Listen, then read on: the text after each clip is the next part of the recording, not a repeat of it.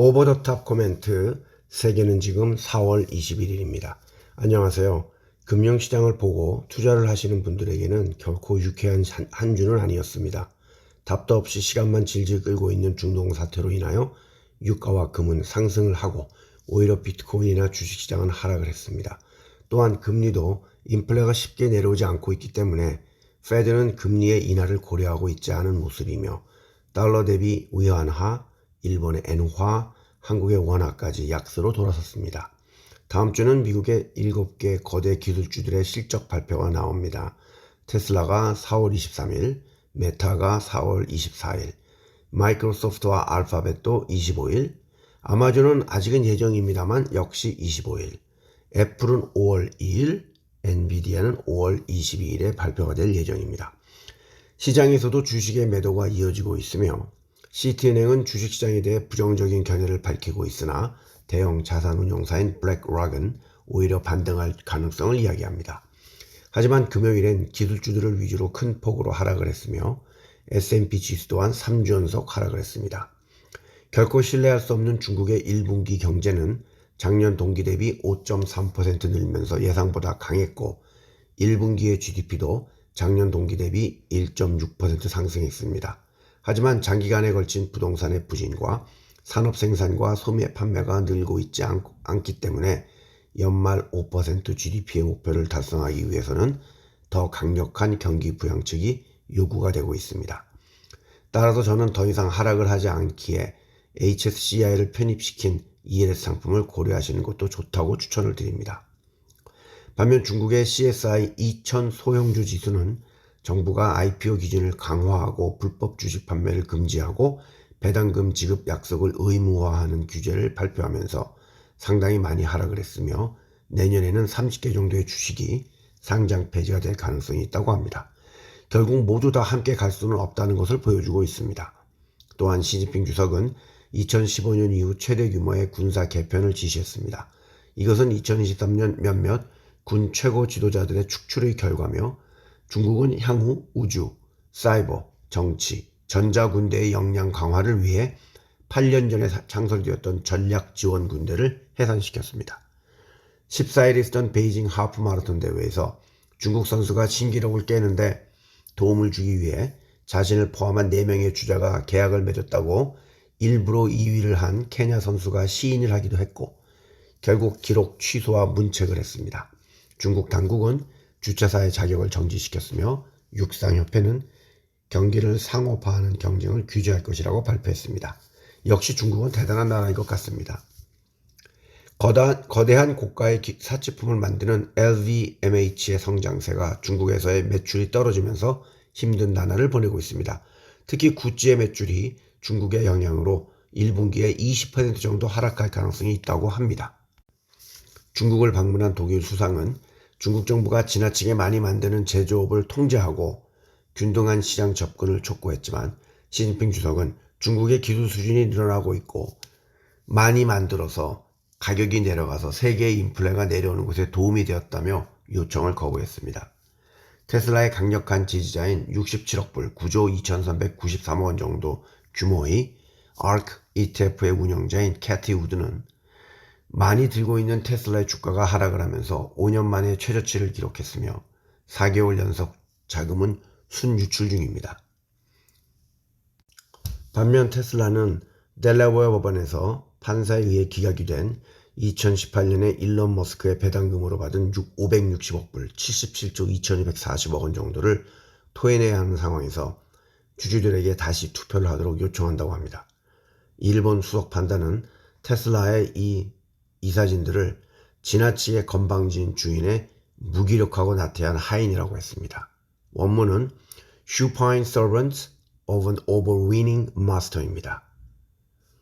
테슬라에 관하여 계속해서 좋은 이야기를 하는 모건 스탠리는 시장에서는 증권계의 테슬람이라고 불리고 있고 비록 테슬라가 매출 부진으로 타격을 입었으나 향후에 그들이 가지고 있는 AI 관련 개발을 무시하지 말라고 하면서 목표 주가를 310불 42만 7,490원 정도로 상승을 시키면서 비중을 확대하라고 했습니다. 하지만 그 전에 수익성이 악화되는 것을 막기 위해 핵심적인 전기차에서의 사업 안정화에 집중해야 한다고 했습니다. 모건 스탠리는 테슬라의 핵심적인 전기차 사업이 주가인 310불에 20%인 62불 85,498원 정도에 불과하다고 했습니다. CEO가 바뀌면 더 오를 수도 있겠습니다. 테슬라는 판매 악화로 인하여 직원의 10% 이상을 해고했으며 일부 사업부는 20%까지 해고가 될 예상이며 이 중에 18년을 근무한 수석 부서장을 포함한 2명의 임원도 포함이 되었습니다. 지난 금요일까지 테슬라는 올해 들어서 40.81% 하락을 하고 있으며 작년에는 9.78% 하락을 했습니다. 금요일 종가는 147.05불이었습니다. 이 와중에 테슬라는 사이버트랙 패드의 문제로 3,878대를 리콜했습니다. 한국의 투자가들은 3월 19일부터 4월 18일까지 한 달간 테슬라의 주식을 3억 4,391만 불, 4,767억 원 정도 어치 순매수를 했습니다. 이 기간 한국의 투자가들의 가장 많이 순매수를 한 외국 주식입니다. 또한 테슬라의 강세에 1.5배 레버리지를 해서 베팅하는 상장지수 펀드도 12번째로 많이 순매수했습니다. 이런 레버리지 펀드는 개인은 하지 마시길 누누이 말씀을 드립니다. 최근 한 달 동안 테슬라의 주가는 약 12% 하락을 했습니다. 애플의 1분기 아이폰의 출하량이 예상보다 10%나 크게 감소한 5,010만 대였고 가장 큰 이유는 중국에서의 판매 부진이라고 했습니다. 삼성전자가 다시 1위를 차지하며 20.8%의 시장 점유율을 가지고 있으며 애플은 17.3%이며 샤오미가 14.1%입니다. 또한 애플은 중국의 규제 기관의 요구로 앱스토어에서 스레드, 왓츠앱, 텔레그램 같은 앱을 제거했습니다. 팀 쿡 애플 CEO는 공급망의 다각화를 최선으로 삼으면서 베트남의 투자 확대를 추진하고 있습니다. 얼마 전 전기차를 발표하며 큰 인기를 끌었던 샤오미는 시승 중에 발생한 급 커브길에서의 사고 영상으로 인하여 예약 취소율이 60%까지 도달했습니다. 전기차 배터리 시장 조사업체인 S&E 리서치는 지난해 전기차용 배터리 업체별 매출액은 1,320억 달러, 182조 280억 원 정도로 집계되었다고 밝혔습니다. 매출액 기준으로 세계 1등은 CATL로 30.6%를 차지했으며 LG 에너지 솔루션이 16.4%로 2위, 삼성 SDI가 7.8%로 4위, SK온이 7.5%로 5위를 기록했으며 BYD는 10.6%로 3위에 올랐습니다. 넷플릭스는 2025년 1분기부터는 투자자들에게 두 가지 중요한 지표인 유료 분기별 멤버십과 가입자당 수익을 발표를 안 한다고 했고 주가도 하락을 했습니다. 1분기엔 933만 명의 신규 고객이 늘었다고 했습니다. 싱가포르의 72세 리센룽 수상은 취임 20년 만인 5월 15일 날 부총리인 51세인 로렌스 웡에게 총리직을 물려줍니다. 따라서 51년을 집권한 리쿠안유 가문의 시대는 끝이 납니다. 홍콩은 최초로 비트코인과 이더리움의 ETF를 조건부로 승인을 했습니다. 그리고 비트코인은 한국 시간 4월 20일 9시 9분에 84만 블록을 형성하고 새로운 반감기를 시작했고 가격은 63,983.12달러를 기록했습니다. 하루 비트코인의 공급량은 900BTS에서 450BTS로 줄어들게 되었고 1년의 공급량은 32만 8,500BTC에서 16만 4,550BTC로 감소하고 비트코인의 희소성은 이제 금보다도 높아지게 되었습니다. 대형 금융회사들은 실적이 안 좋으면서 대규모 해고를 발표하고 있습니다. 모건 스탠리는 이번 주부터 일본을 제외한 아시아 태평양 지역에서 총 인원의 13%인 약 50명의 투자은행 업무 인원을 해고할 계획이며 이 중에 80%는 홍콩과 중국에서 이루어질 것이며 중국과 미국과의 관계 악화, 민간 기업에 대한 단속, 부동산의 위기 등으로 비용 절감을 해야 한다고 합니다. 이것은 중국의 증권사들도 마찬가지라고 합니다. 스위스의 UBS 또한 CS를 합병한 이후 대량 해고를 계획하고 있습니다. 투자은행 업무 쪽에서 100명 이상을 해고할 예정이며 이번에는 자산관리와 마케팅 부서까지도 포함이 되었다고 합니다.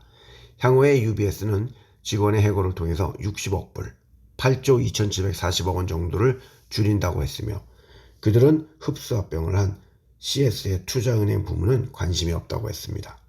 HSBC는 지난주 화요일 날 투자은행 업무 부서의 사람들을 해고를 했고 아시아에서만 약 30명이 사람이 해고가 되었습니다.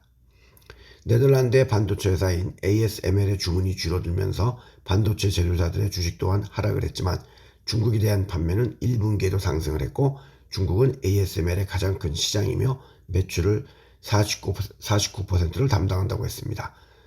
또한 대만의 매출은 50% 이상 떨어졌으며 미국의 매출은 5.6%로 전분기에보다 5% 떨어졌습니다. 미국을 방문한 기시다 수상이 바이든 대통령에게 선물한 조와 질이 새겨진 커피잔과 펜이 관심을 많이 받고 있습니다. 이것은 과거 지진 피해를 입었던 이시카와 현에 있는 와지마시에 있는 200년 이상의 역사를 지낸 3대가 가업을 잇고 있는 타야 7기점에서 만들었습니다. 커피잔은 한 잔에 53만 원이라고 했고 겉은 일본의 목재를 이용했고 심은 크로스의 것을 넣은 펜은 60만 원이라고 합니다. 지금 커피잔과 펜의 주문이 폭주해서 만드는 데만 2년 이상이 걸린다고 합니다. 사진을 마지막에 올리겠습니다. 미국의 노동시장은 지난 2년간 강세였으나 점점 안정이 되는 모습을 보이고 있습니다. 미국의 캘리포니아, 코네티컷, 네바다, 뉴저지, 워싱턴주 등의 5개 주에서는 2월에 1명 또는 더 이상의 사람이 한 개의 일자리를 두고 다투는 모습이고 애리조나주와 뉴욕주 또한 이 수치가 0.9%로 보통 이 수치가 1 이상은 구직자들에게는 나쁜 소식이나 페드가 목표로 하는 노동시장의 점진적인 냉각에는 일치하고 있습니다. 올해 1분기 주가지수 연계 채권 ELS의 발행은 작년 동기 대비 16.7% 하락한 8조 902억 원에 불과했고 지난 4분기 대비 73.9% 하락했습니다.